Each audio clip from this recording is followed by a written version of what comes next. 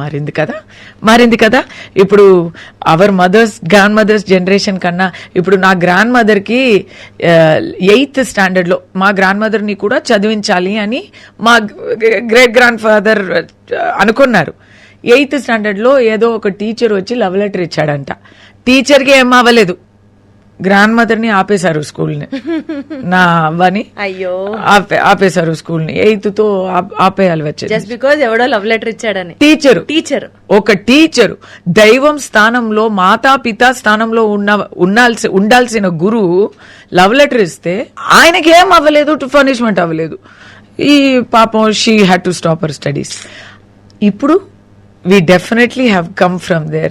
ఈ రోజు ఎవరు ఏం చేసినా అది that thought that when a woman is approached objectively sexually